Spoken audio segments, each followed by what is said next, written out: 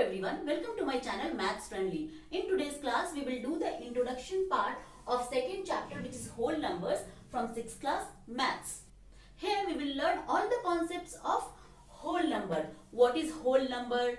The concepts of number line we will learn here. Addition, subtraction and multiplication of whole numbers on number line. And the properties of whole numbers. What are the properties? Closure property, commutative property, associative property, distributive property, and the identity for addition and multiplication. All these properties we will learn. So we will fully understand what is whole number, all its concept we will understand here. So you have to watch the video carefully so that you can learn it forever. You will never forget if you watch it properly and keep in your mind.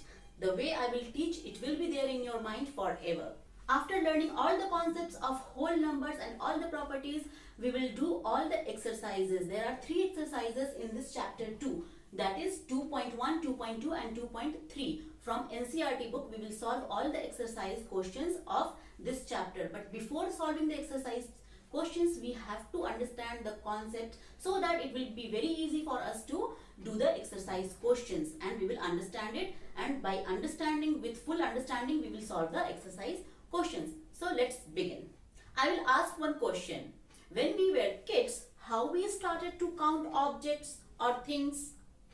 We started with 1, 2, 3, 4, like that. We started our counting 1, 2, 3, 4, like that. Okay. So what is this? 1, 2, 3, 4, 5.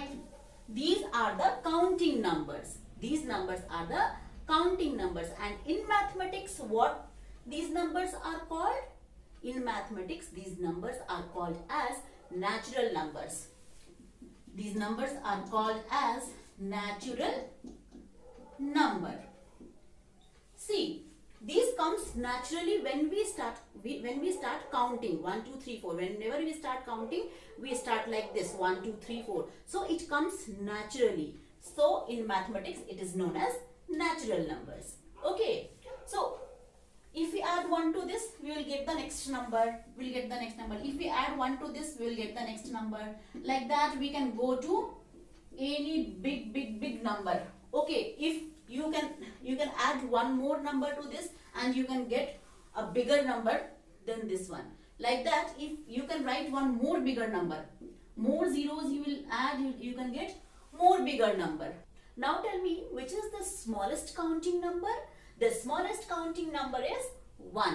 Means the smallest natural number is 1, because the smallest counting number is 1 and the counting numbers are the natural numbers. The natural numbers are the counting numbers. So the smallest counting number is 1. It means the smallest natural number is 1. Okay. Now can you tell me which is the largest natural number? Can you say, is this the largest natural number? No. Because we can add 1 to this, right? If we add 1 to this, the next number will be the bigger one or the larger one. Again, if we add 1 to this number, 1 will come here and all the zeros will be like that. All the zeros will be like that. Okay. So this one is bigger than this number. Again, if you can add 1 to this number, then the next number will be bigger than this. So it means what? It means that obviously there is no biggest number, no largest number. There can be any number. If you go on adding numbers one after the other, the number will become bigger and bigger. It goes on. This natural numbers 1, 2, 3, 4, 5 and all, these go on endlessly. It doesn't have any end, but it starts with 1, but there is no end. It goes on. It has no end. It go on endlessly. It doesn't have any end. So understood till here? Now let us come to the next topic, which is predecessor and successor. This topic, predecessor and successor, you have learnt in your previous classes also. So let us have a very quick revision of this with a different point of view. Let us take any natural number, 22. If we add 1 to this number, we get the next number. So what we say, this is the successor of the previous number, right? Now again let us take any other number 9. If we add 1 to this, we get the next number. This next number is known as the successor of 9. So what will be the successor of 9 is 9 plus 1 is equal to 10. Successor of 22 is 22 plus 1 is equal to 23. So now you have understood what is successor. Now see, 22 comes before 23. So 22 is the predecessor of 23. So the predecessor of 23 is what? See, the predecessor of 23 will be 23 is 23 minus 1 is equal to 22. Similarly, the predecessor of 10 is 10 minus 1 is equal to 9, because 9 comes before 10. So 9 is the predecessor of 10. So the predecessor of 9 is predecessor of 9 is 9 minus 1 is equal to 8. Okay, the predecessor of 9 will be 9 minus 1 is equal to 8, because 8 comes before 9. What will be the predecessor of 10? The predecessor of 10 will be 10 minus 1 is equal to 9, because 9 comes before 10. So 9 is the predecessor. So you have understood what is predecessor and successor. We are finding predecessor and successor in natural numbers. So what are the successor of number 4? The successor is 5 and the predecessor is 3. What about number 2? The successor and the predecessor are, the successor is 3 and the predecessor of number 2 is 1. What about number 1? The successor of 1 is 2, and what about its predecessor? In natural numbers, it doesn't have any predecessor, because natural numbers start with 1, right? So 1 is the smallest natural number. So before this, there is no number in natural numbers. So what are the natural numbers? 1, 2, 3, like that. It goes on. It doesn't have any end. So the successor of 1 will be 2, and what is its predecessor? In natural number, it doesn't have any predecessor. So if we add the collection of natural numbers, see, this all are the collection of natural numbers. If we add 0 to this collection, this group, if we add 0, we get the predecessor of 1, which is 0. And if we add 0 to this collection, the new collection which is formed is the collection of whole numbers. Okay, the new collection which is formed after adding 0 to this group, that is the collection of natural number. If we add 0 to this collection, we get the new collection of number which is known as whole numbers. So what is the smallest whole number? The smallest whole number is 0. Okay, and same like the natural number, the whole numbers start with 0. The next number is 1, 2, 3, 4, like that. It goes on till there is no end. Okay, it goes on like that. So the smallest whole number is 0 and the smallest natural number is 1, because the collection of natural number starts with 1, and if we add 0 to this collection, if we add 0, we get a set of a new set. The new set is known as the whole numbers. The new set is this one. So the smallest whole number is 0. Okay, so 1, 2, 0, 1, 2, 3 and dot dot dot means it goes on, it doesn't have any end. So this collection is known as the collection of whole numbers. See, this collection of numbers which is known as whole numbers have both the successor of 1 and also the predecessor of 1. So what are whole numbers?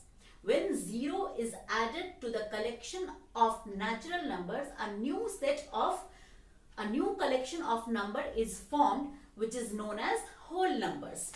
See, this is the collection of whole numbers. This is the collection of natural numbers. If 0 also comes in this collection, a new collection of number is formed, and this new collection of number is known as whole numbers. So what is the difference between natural number and whole number? The difference is only because of this 0. The natural numbers start with 1. Okay, the natural numbers start with 1 and this set of numbers is known as natural numbers. And what we did? We only included 0 in this group, in this collection of numbers, in this collection of natural numbers. We included 0 and this new set is formed and this new set is known as whole numbers. So only the difference comes because of 0. Earlier when there was no 0 in this set, this was the natural numbers, and when 0 comes to this set, a new set of number is formed and it is known as, this new combination of number is known as whole numbers. So understood?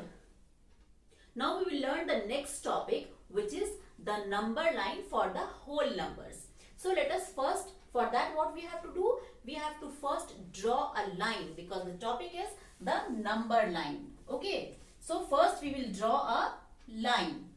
Now on this we will mark a point. We will mark a point and we will name it as 0. Okay, now we will move to right and mark the second point. This is the second point and I will name it as 1. Okay, now again I will move to right and I will mark the other point and I will name it as 2. Now I will move further to right and I will mark a point and I will name it as 3. The other point, I will move further to right and then I will mark the other point, which is 4.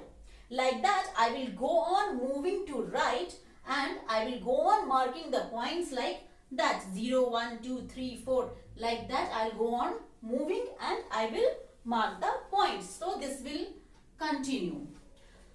So this is the number line for the whole numbers, because on this line we have marked the whole numbers. The whole numbers are 0, 1, 2, 3, 4. So what we did? We marked the whole numbers on this line. So this is the numbered line for the whole numbers. Okay. So what is that?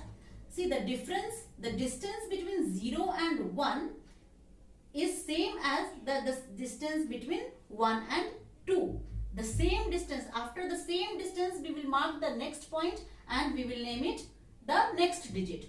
Again after the same distance, this distance will be same. The next point will be marked. After this we will take the same distance. The distance will be again same and we will mark the next point. Like that we will mark. So what we have done, the whole numbers are marked on a line and this is known as the number line for the whole numbers. See, these distances will be same.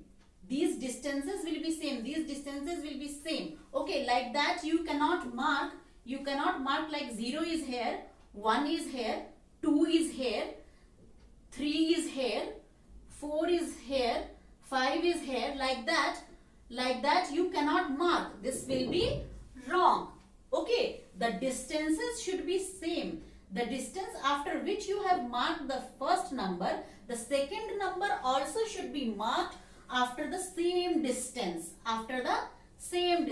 Okay, because see, the difference is 1. The difference between 4 and 5 is 1. So the distance between these will be same. The difference between 4 and 3 is 1. The difference between 4 and 5 is 1. The difference between 2 and 3 is 1. So the differences are same. So these distances will also be same. Okay. So this is the thing you have to notice and you have to understand it properly. Whenever you draw a number line, you have to plot the numbers at equal distances. Okay. On this number line we have marked the whole numbers. We have written the whole numbers on this number line. So this is the number line for the whole numbers.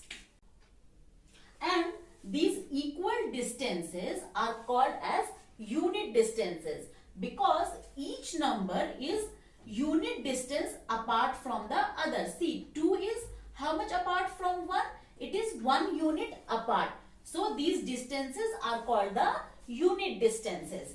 What we call it as unit distances.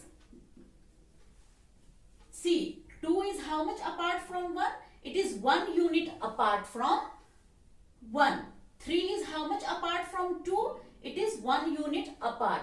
4 is how much apart from 3? It is 1 unit apart. So these distances are known as unit distances. These equal distances are known as the unit distances. See, 0 is how much apart from 1 from 0? 1 is how much apart from 0?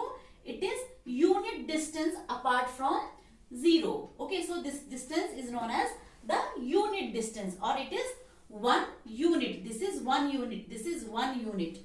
Okay, so like that we can go on marking whole numbers on this number line, because whole number also doesn't have any end like the natural number. So like that we can go on marking the whole numbers on this number line. 5, 6, 7, 8. So like this we can go on marking the points on the number line. 8, 9, 10. Like that we can mark any whole number. We can go to any whole number on this number line, and at unit distances we can mark the numbers, the whole numbers. Okay, now one thing. What is the distance between point 2 and 5? What is the distance between 2 and 5? It is 3 units. How? See, this is 1 unit, this is 1 unit, this is 1 unit. So 1 unit plus 1 unit plus 1 unit, it is 3 units.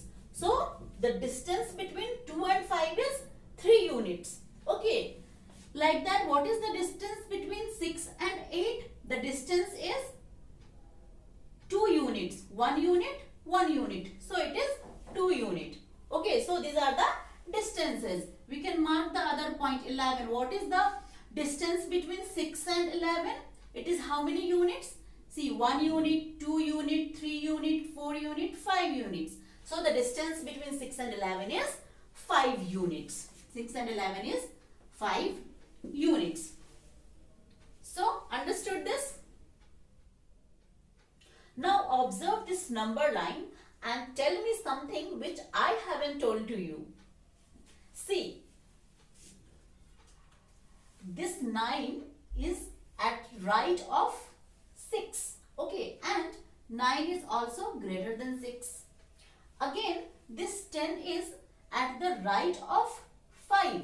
Okay, and this 10 is also greater than 5. Again, 4 is at the right of 0, and 4 is greater than 0. So from these all things, what do you conclude? What can you conclude from this? You can conclude that the number, if you compare two numbers on the number line, the number which is at the right will be the greater one. Okay, the number which will be at the right of the other number. See, when we compare 9 and 6, the number which is at the right is more. When we compare 10 and 5, the number which is at the right is more than the number which is at left. Okay, so these two numbers again, this is at the right and this is greater than 0. So what is the other thing which we can conclude? The other thing is the number which is on the left side is the smaller number. Okay, see, 2 is at the left of 3. So 2 is smaller than 3. Okay, again 1 is at the left of 5 and 1 is smaller than 5. 1 is smaller than 5. So the numbers which are at the left hand side are smaller, and the numbers which are on the right hand side are the bigger number or the greater number. So if I give you two numbers, 1000 and 5000, and if I tell you to mark this on the number line, see, these two numbers will be somewhere on this number line, right? Because this number line goes on. Means the numbers will be, you can go on writing the numbers. So where will you plot? Suppose the two numbers are plotted like this. 1000 has to be plotted somewhere and 5000 has to be plotted somewhere in between these 2 points. Then where will you plot 1000 and where will you plot 5000? See, the bigger number, the greater number is at the right hand side and the smaller number comes at the left hand side. So, the bigger number will be plotted or marked on the right hand side and the smaller number will be marked at the left hand side. Okay, so like this, when two numbers are given, you can plot the bigger number on the right hand side and the smaller number can be plotted or marked or labeled at the left hand side, because at the left hand side, when you compare two numbers, the smaller number will come on the left hand side and the greater number will come on the right hand side. So if you go on moving on the number line, then the values of the number will go on increasing. Okay, and if you are moving from right to left on the number line, the values of the number will go on decreasing, and if you go on moving to the right, the values of the number will be greater. Understood this one? So now let's come to the next point. Now let us do addition of two numbers on the number line. So we have to first draw the number line. 0, 1, 2, 3, 4, 5, 6, 7, 8. So we will add two numbers on this number line. So let us add 3 plus 5. Okay. So what we have to do? We all know that 3 plus 5 is 8. But how to add these two numbers on the number line? We have to start from 3, because we have to add 5 to 3. So we will start from 3, and which number we are going to add to 3? We are going to add 5 to 3. So we will start from 3 and make 5 jumps on the right, because we are adding. After adding, the number will become greater. So we will make 5 jumps on the right. So we will start from 3. 1, 2, 3, 4, 5. So where we reached? We reached 8. So the sum of 3 and 5 will be 8. See, starting from 3, because we have to add some number to 3. So we will start from 3, because we have to add 5. We have to add 5 to 3. So we will start from 3 and go 5 units right. So 1 unit, 2 unit, 3 unit, 4 unit, 5 units. After jumping 5 units, we reached 8. It means 3 plus 5 is equal to 8. So this way we do the addition of two numbers on the number line. Now let us learn how to subtract two whole numbers on the number line. So the next topic is subtraction on the number line. For that we have to first draw the number line. This is the number line starting with 0, because it is the number line for the whole numbers. 1, 2, 3, 4, 5, 6. So this goes on. Now let us subtract 6 minus 3. So what we have to do? We have to subtract 3 from 6. Generally what we do? See, 6 is given. See, this is 6. What we will do? We will take 6, and from this 6 we will take out 3. So how much left? 3 is left. On the number line, how to do this? We have to again start with 6. Since we are subtracting 3, so we have to go 3 units back. 3 units back we have to go, because we are subtracting 3. So starting from 6, we will go 3 units back. This is 1 unit, 2 unit and 3 unit. Where do we reach?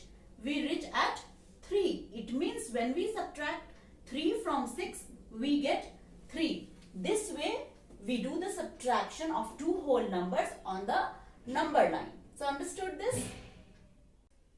Now let us come to the next topic. multiplication on the number line. Now we will multiply two whole numbers on the number line. So first we will draw a number line. 0, 1, 2, 3, 4, 5, 6, 7, 8, 9, 10. Like that it will go on. So now let us multiply two whole numbers. Let us take 2 into 5. We all know it is 10. But how to multiply this on the number line? What we have to do, we have to start from 0. See, this 2 is multiplied by 5. So we will start with 0 and we will make 2 jumps on the right because it is 2. So 2 units we will move to right. This is 1 unit. This is 1 unit. Both adds to 2. So this is 2. Now since 5 is multiplied to 2, then what we will do? This 2 units move. This 2 units move we will do 5 times because 5 is multiplied. In the first step what we did? We moved 2 steps to the right. Okay, and this 2 units move we will do 5 times. Like, see, suppose these are the steps. Okay, if in one go I do 2 units move, like that if I want to do more 2 jumps. So in first jump I will reach here because I do 2 jumps at a time and I want 2 jumps like that. So in the second jump I will reach here. Okay, this will give 2 into 2. In the first jump I reach 2 and see this is 1. See this is 0, 1, 2, 3 and 4. Okay, so in the first jump I go 2 units to the right. Like this 2 units move I do 2 times. So one time I go like this and the second time I reach 4. Like this what we have to do here, it is 2 units I go starting from 0. This 2 units move I will do 5 times. So in one time I reach here, like this I will go to 5 times. So this is 1 time, right? This is 2 times. This is 3 times. This is 4 times and this is 5 times. See this 2 units jump I did from starting from 0. 2 units jump. Like this 2 units jump we will do 5 times. This is 1 time 2 units jump, 2 times 2 units jump, 3 times 2 units jump, 4 times 2 units jump and this is 5th time 2 units jump. So where do we reach? We reach at 10. It means 2 into 5 is 10. Like this we multiply two whole numbers on the number line. Understood? With this we learned how to do the basic mathematical operations like addition, subtraction, multiplication on the number line. Now let us closely try some operations on whole numbers. Then we will come across various properties of whole numbers. Now let us learn these properties one by one. With the help of these properties, we will be able to understand numbers more better. Now let us start with the first property. The name of this property is closure property. This property says that whenever we add two whole numbers, the result is always a whole number. So let us see.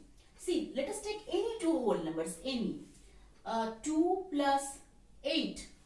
See, these two are the whole numbers and we are adding these two numbers. When we add two whole number, the result what we got? It is 10 and it is also a whole number. Now let us take some other whole numbers. 0 plus 50. It will be 50. So these two are the whole numbers.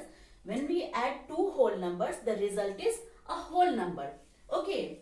Now 115 plus 10 is equal to 25. These two are the whole numbers and we are adding it and the result which we get is also a whole number. Okay.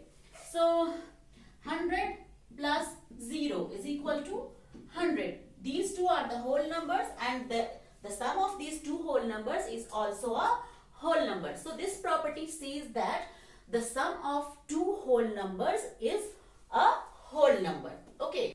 So this is a very simple property and it says that the sum of any two whole numbers is a whole number.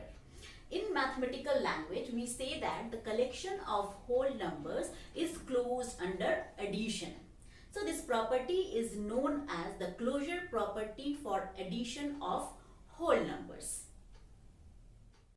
Now let us check whether the whole numbers are also closed under multiplication or not. Now let us multiply two whole numbers and check whether the result is also a whole number or not. So we will multiply two whole numbers, 5 into 10. See, these both are the whole numbers. Result is 50, also a whole number. It means when we multiply two whole numbers, the result which we get is also a whole number. Now we will multiply 5 into 0. These two are the whole numbers. The result is a whole number.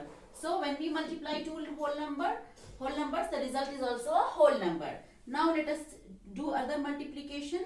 18 into 2. It is 36. These both are whole numbers. The result is also a whole number. It means when we multiply two whole numbers, the result is also a whole number. 0 into 150. See, when we multiply 0 with any number, we get 0. These two are the whole numbers. The result is also a whole number. Okay, now 0 into 0. These both are whole numbers. The result is also 0. When we multiply 0 and 0, the result which we get is also 0. So, when two whole numbers are multiplied, the result is also a whole number. So, the multiplication of two whole numbers is a whole number, same as the addition of two whole numbers is a whole number. So, we can say that the collection of whole numbers is closed under multiplication. So, we can conclude that the closure property says whole numbers are closed under addition and also under multiplication. So, understood this closure property of whole numbers? But the whole numbers are not closed under subtraction and division. We will check with few examples that how whole numbers are not closed under subtraction and division. Means when we subtract two whole numbers, the result will not always be a whole number. So let us take few examples. 8 minus 5. The result is 3. These two are the whole numbers and we are subtracting two whole numbers. The result which we get is whole number. But what I said that the result will not always be a whole number when we subtract two whole numbers. So now let us take the other pair of whole numbers. 2 minus 3. See here what we did, we subtracted a smaller number from the bigger number. Okay, and these both are the whole numbers. The result is also a whole number. But here also these both are the whole numbers, but the bigger number is subtracted from the smaller number. Now the result which we will get will not be a whole number. Though these two are the whole numbers, the result will not be a whole number. It means the whole numbers are not closed under subtraction. So what result we will get here? We will get a result, a number we will get which will not be a whole number. It will be a different number about which we will learn in the coming chapters. Okay. So the result of subtraction of these two whole numbers is not a whole number. It will be a different number. It means that the subtraction is not, it means that the whole numbers are not closed under subtraction. The whole numbers are also not closed under division. So let us check how it is not, how the whole numbers are not closed under division. Means when we divide two whole numbers, the result will not always be a whole number.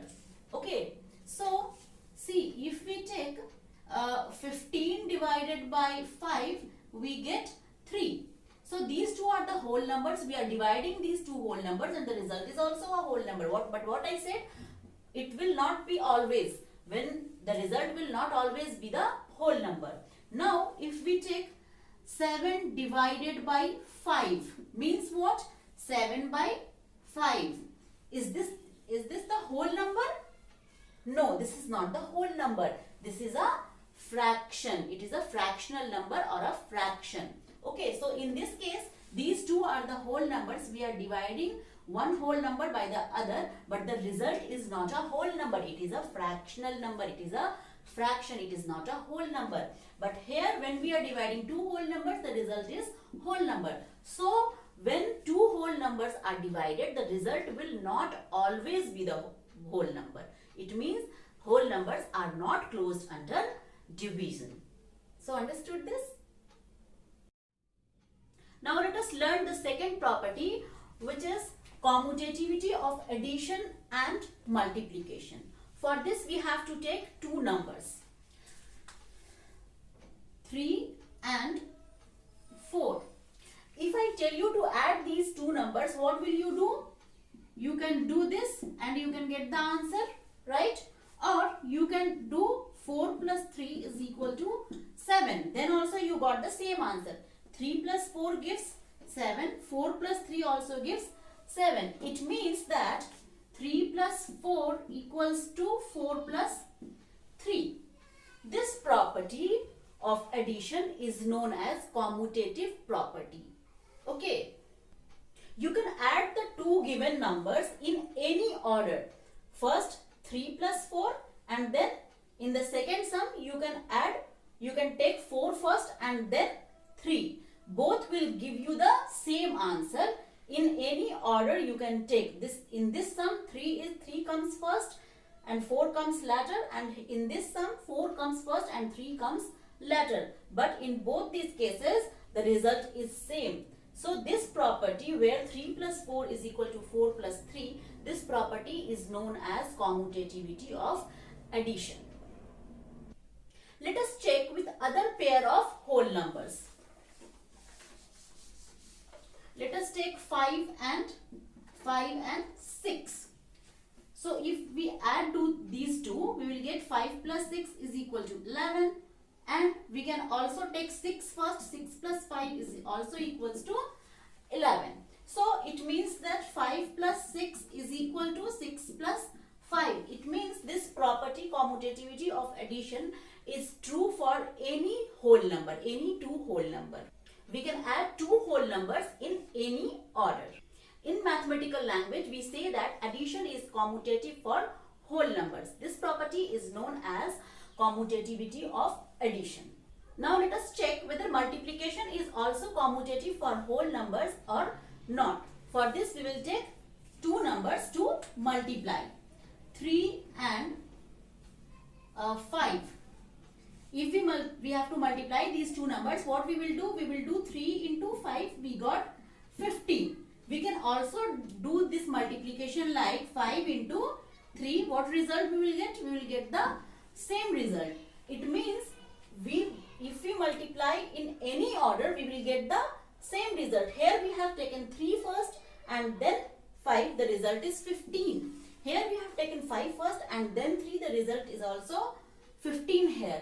It means the order of the numbers, the order of these numbers doesn't matter. We can take any number first and any number we can take later. In this we have taken this one first, and in the second sum we have taken this first. But the answer will not change if this changes. It means that 3 into 5 is equal to 5 into 3. This property is known as commutativity of multiplication. Okay, where the order of the numbers will not affect the result. You can take any number first. See, you can take any number first, the result will not change. This property is known as the commutativity of multiplication. We can multiply two whole numbers in any order, and it is true when any two whole numbers are multiplied. Like we can take any two whole numbers, 5 and 8. See, if we have to find the product of these two numbers, we can multiply these two numbers in any order. 5 into 8 will give 40 and 8 into 5 will also give 40. It means these two numbers can be multiplied in any order.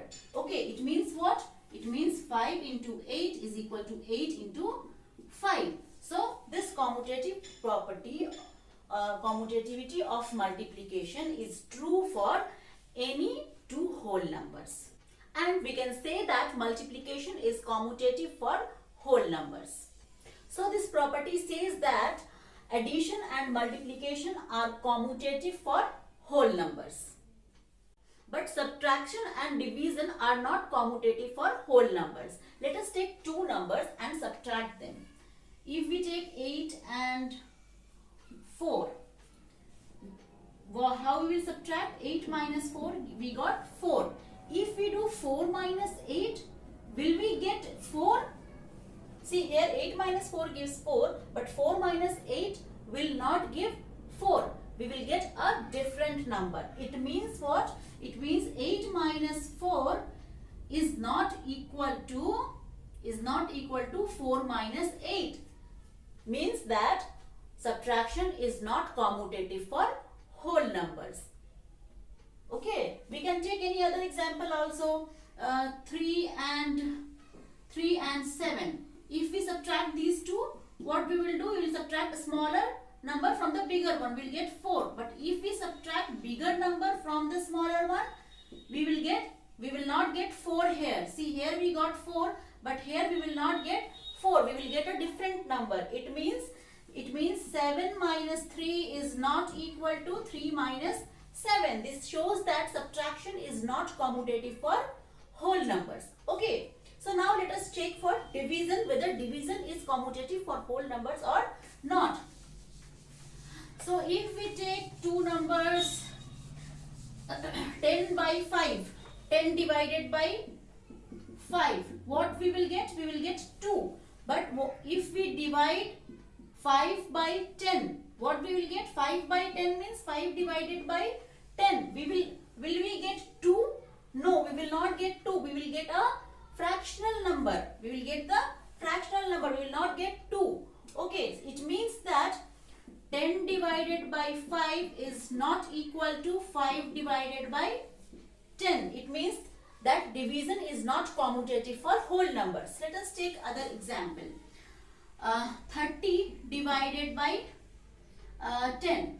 What will be the result? The result will be 3. But if we divide 10 by 30, what we will get? 10 by 30 means 10 divided by 30. So, will this be equal to 3?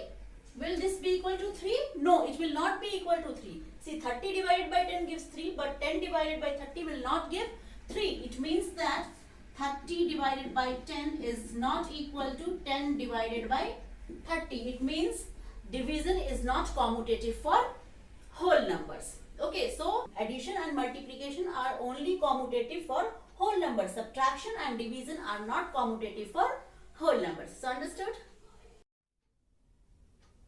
Now let us learn the third property of whole numbers, which is associativity of addition and multiplication. For this we have to take three different numbers. Let us take 7, 2 and 8.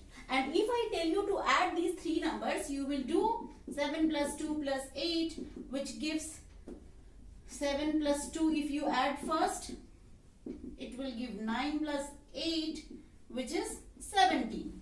Okay, and your friend will do it in a different way. He can do like, see, he will take the sum like this. Okay, he will leave 7 as it is and he will add 2 and 8 first.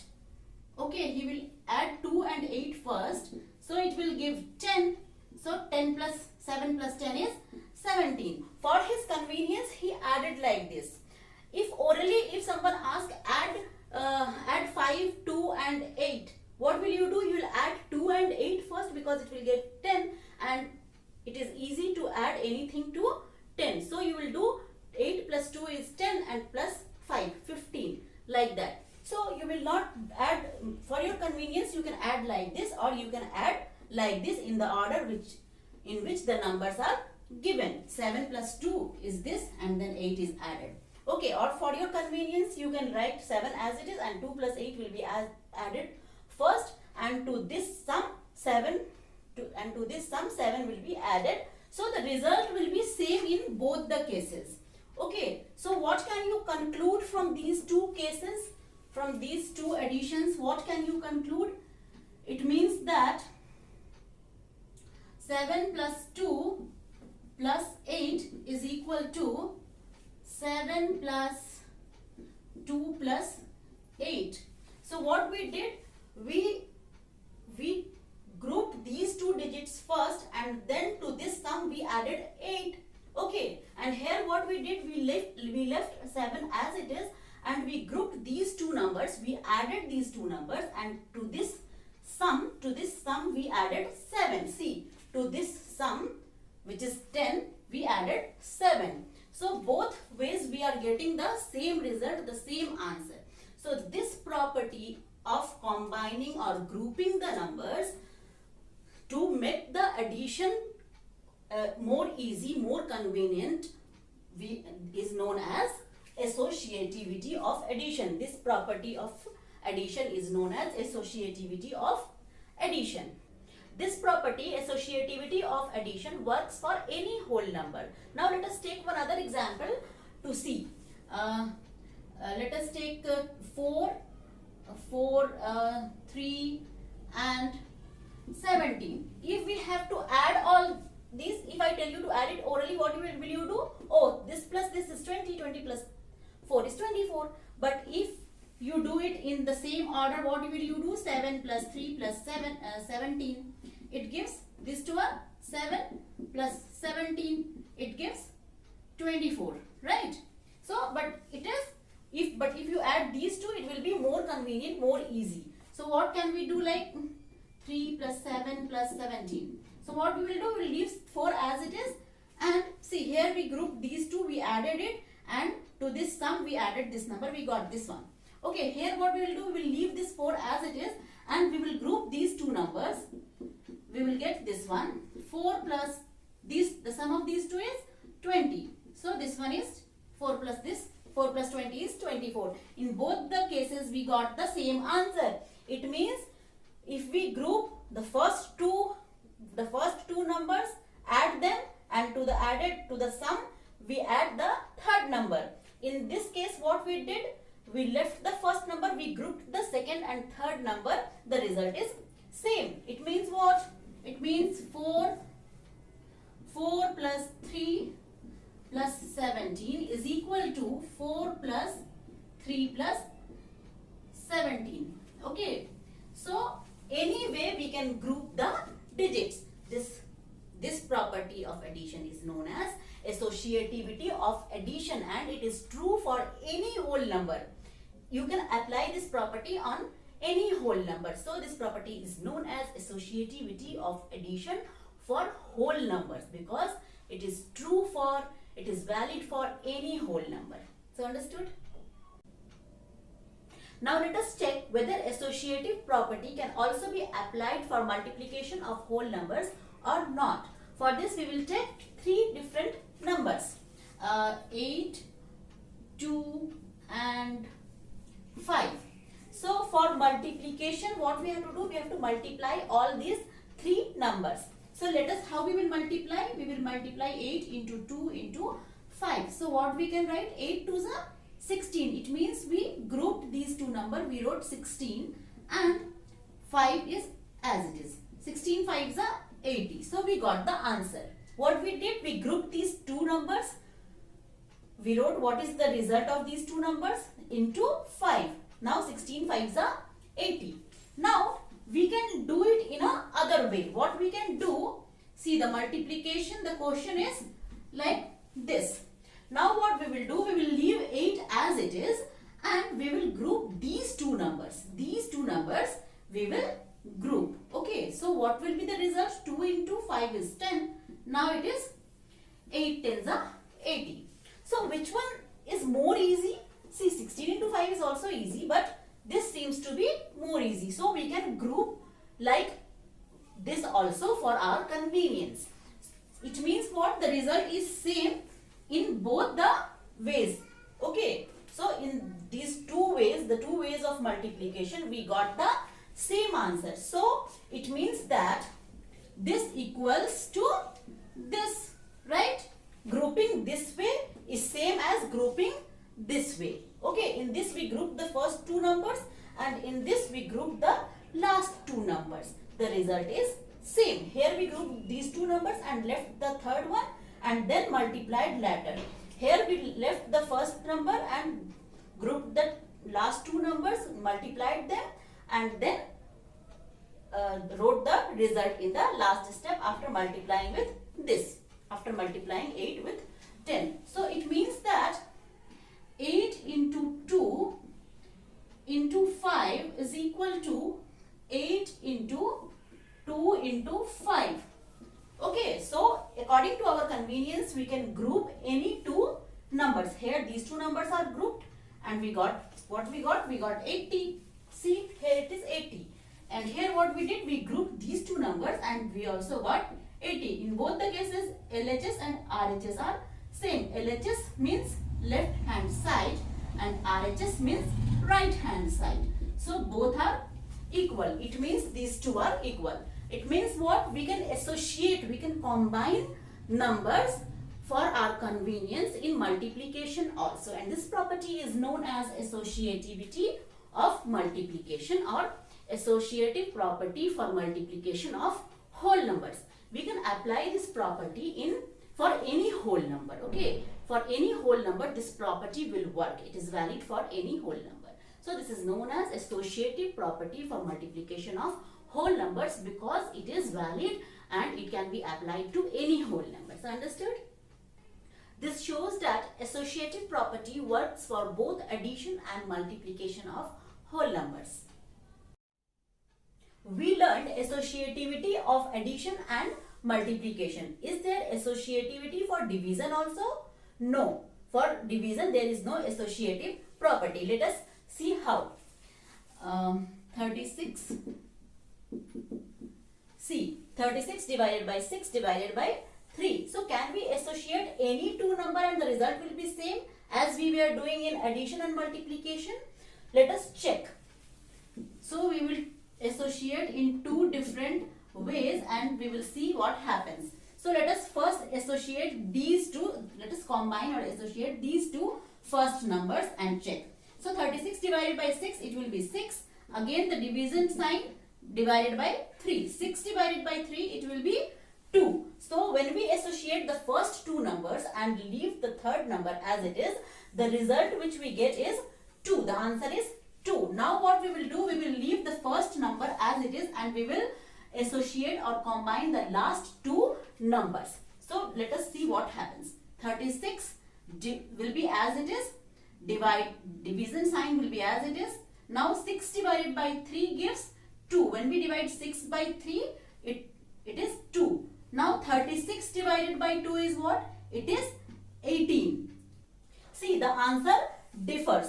Here we got 18 and here we got 2. When we combined the first two numbers, when we associated first two numbers, we got the answer 2. And when we associated the last two numbers and solved this way, we got 18. So there is no associative property for division. Associativity is only for addition and multiplication. Now let us come to the next property of whole numbers, which is distributivity of multiplication over addition. Okay, for this I will take two numbers to multiply. 6 into 7. We all know that it is 6 sevens are 42. Okay, we know that it is 42. Then, but we are going to do it in a different way using the distributive property, using the distributivity of multiplication over addition, because it is very important to learn this property.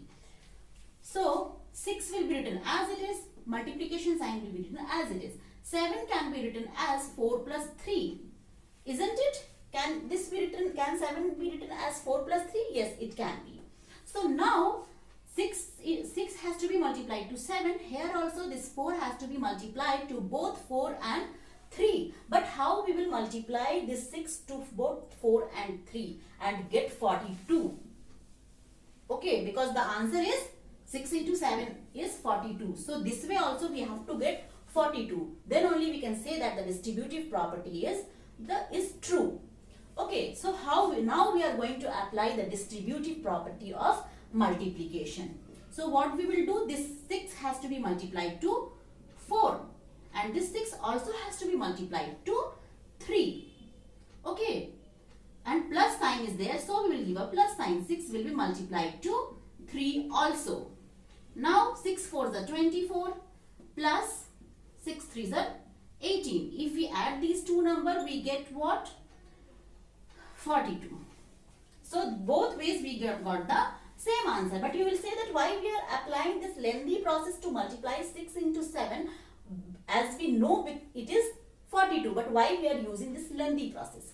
Because these properties are very important to learn, and when the numbers are big, it will be very important to apply this property. In small numbers, no need to apply, but when the numbers are bigger, we have to apply this property. And in the other parts of mathematics, it will be used.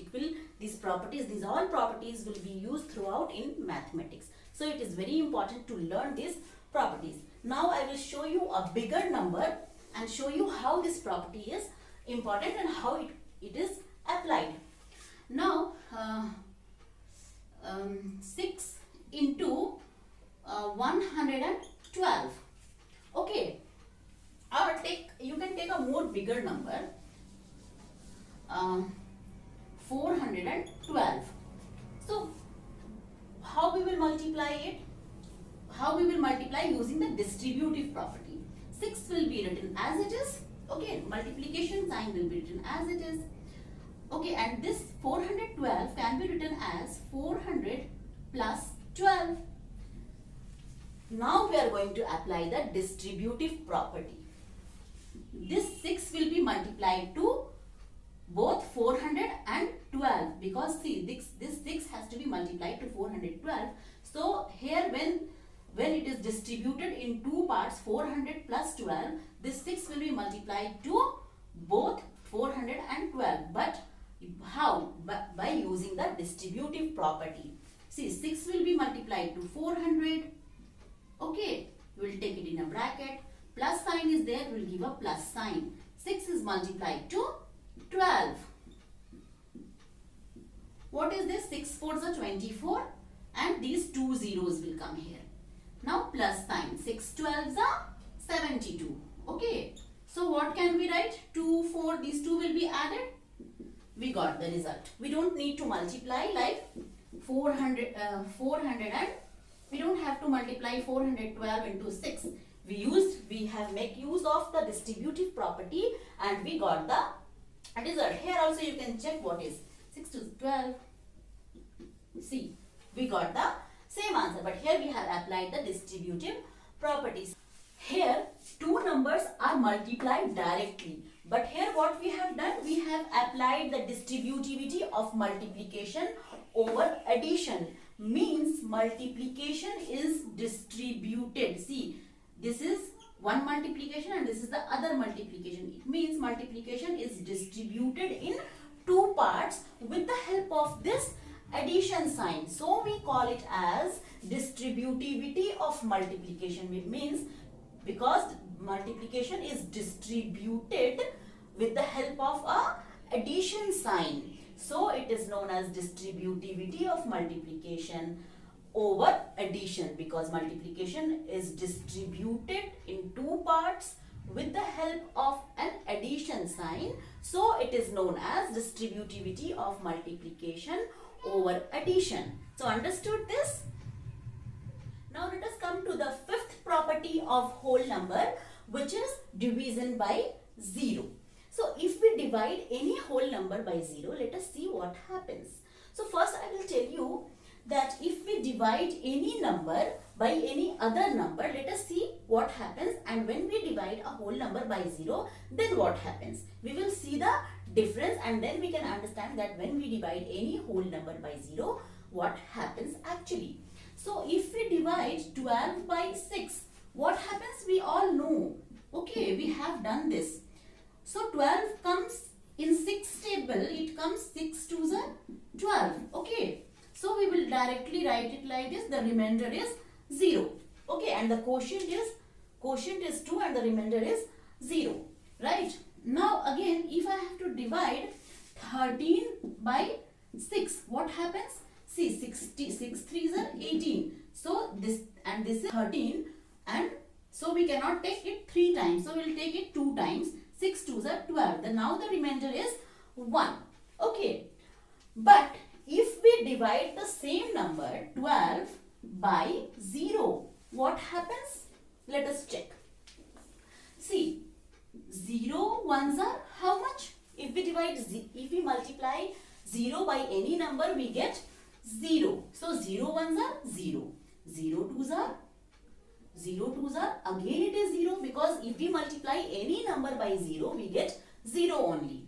Okay, so same way 0 threes are 0. 0 fours are 0. Like that it will go on. If you multiply 0,000 times also, 0,000s are 0. Okay, so 0 multiplied to any number will give 0.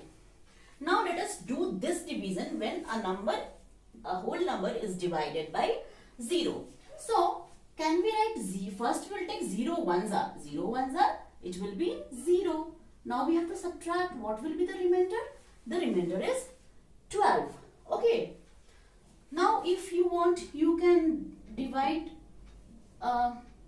10 times. 0 tens are again 0. Remainder is again 12. Okay.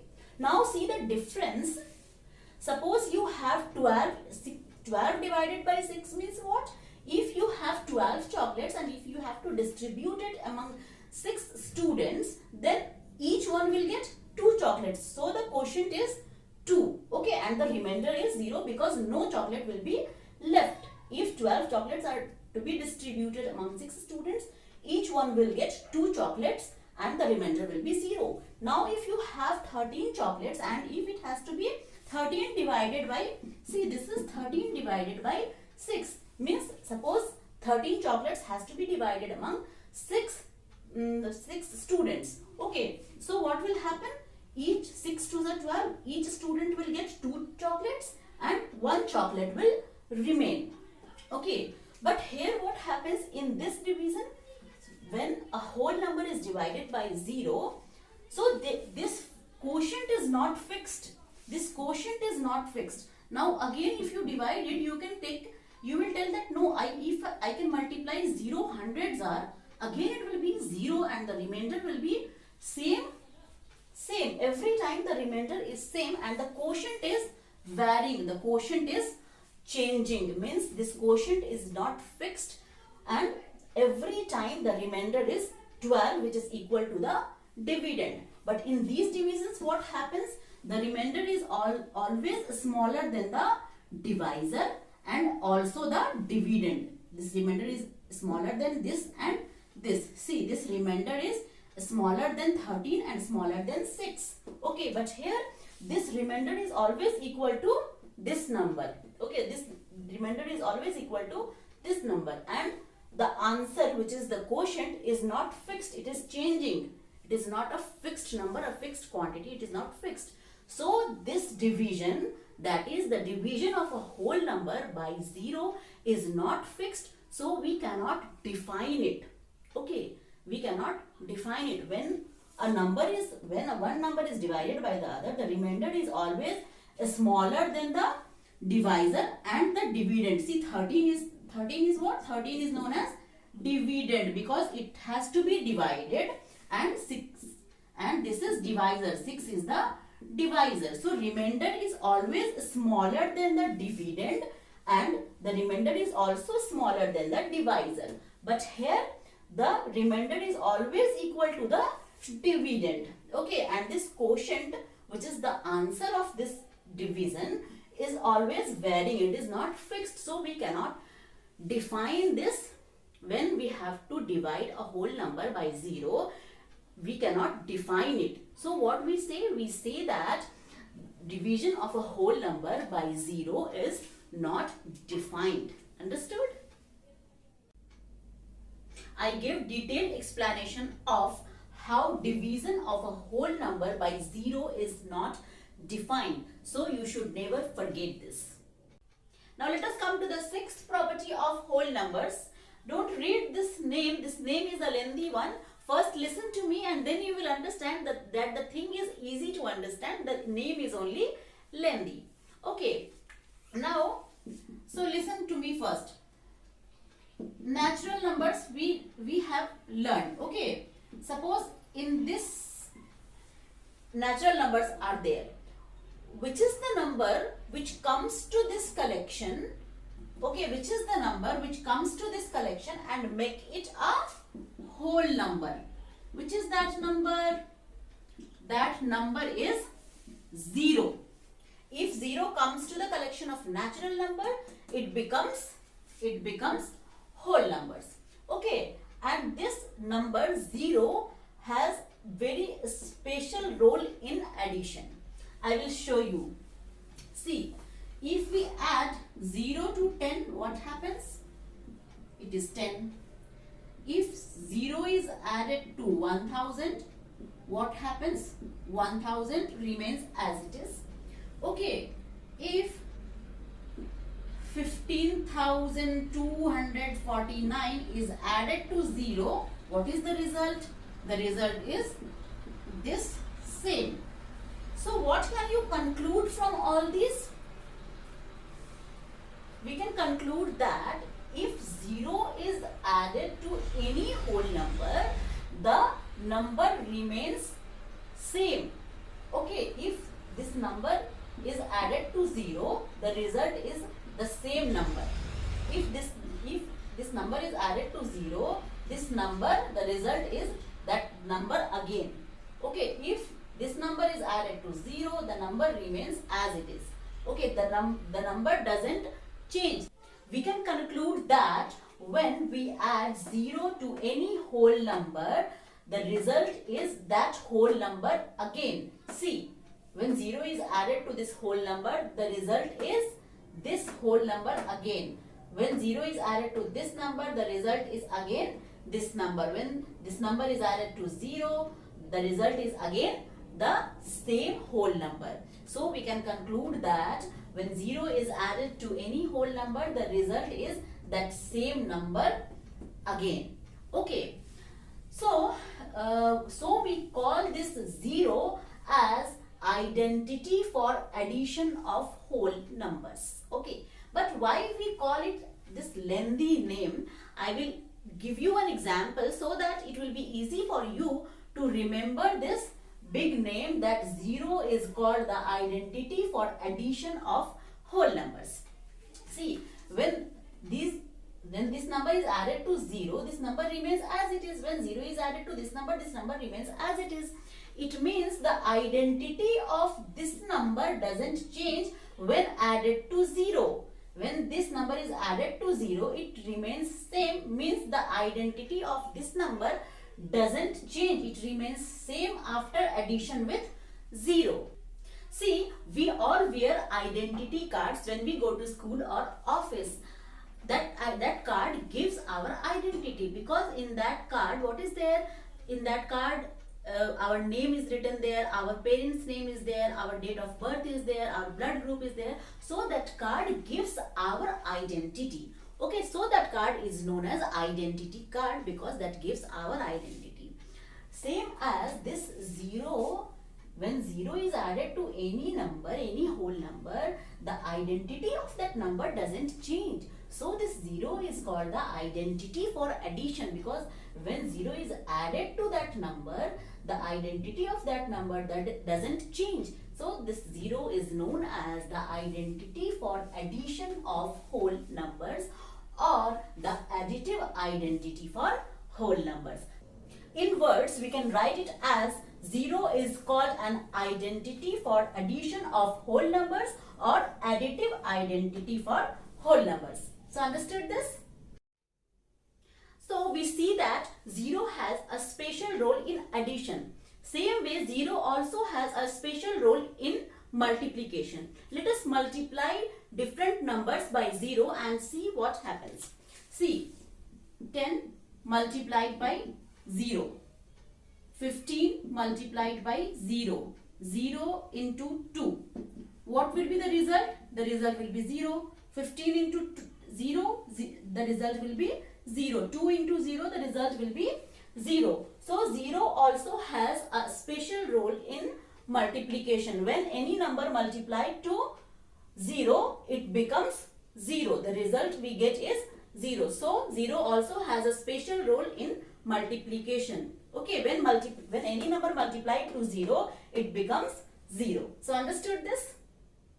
Just now we learned the additive identity for whole numbers. Now let us come to the seventh properties of whole number, which is the multiplicative identity for whole numbers. These two, that is the additive identity and the multiplicative identity, are quite similar, because see, 0, when 0 is added to a number, the number remains as it is. Okay, same way I will give you few examples and you can yourself identify that what is the multiplicative identity for whole numbers. Okay, 2 into 1. See,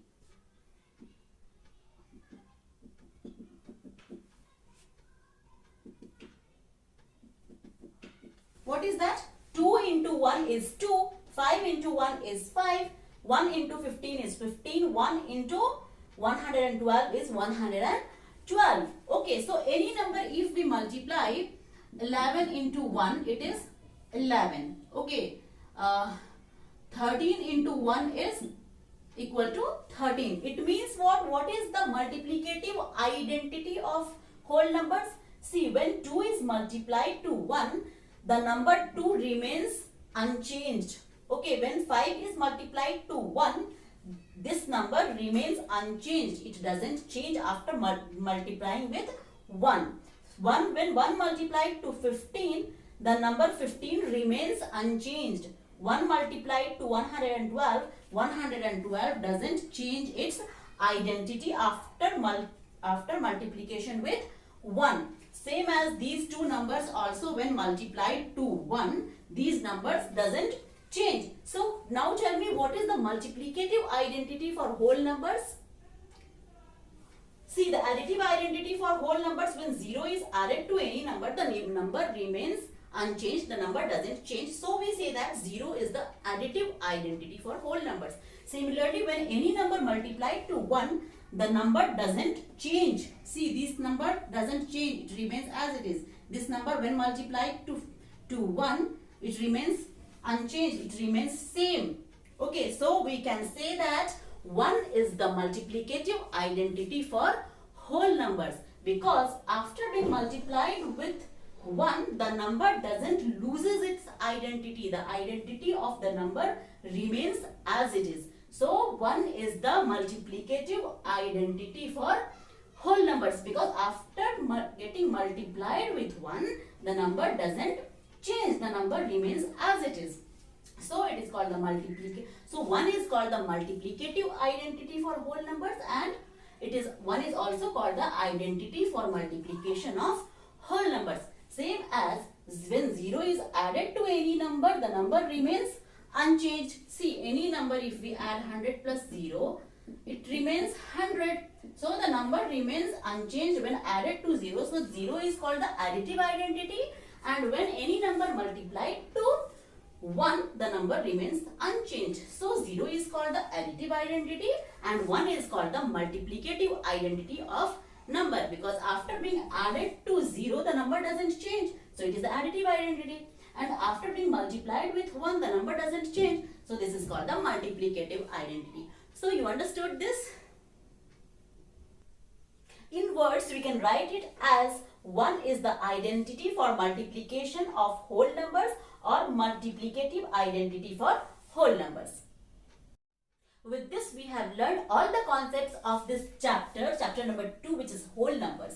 We have learned what is natural number, what is whole number, what is number line, how to represent whole numbers on the number line, and we have also learned addition, subtraction and multiplication of whole numbers on number line, and all the properties of whole numbers we have learned. Okay, in the coming videos, we will do all the exercises of this chapter, whole numbers. We will do all the exercises from NCERT book. There are 3 exercises in this chapter, which is 2.1, 2.2 and 2.3. We will do all the exercise problems of this chapter. If you like my teaching, then share the video with your friends and relatives so that they can also get benefited from this. And don't forget to subscribe the channel and press the bell icon so that you can get notification of the videos. So meet you in the next class. Till then, take care. Bye.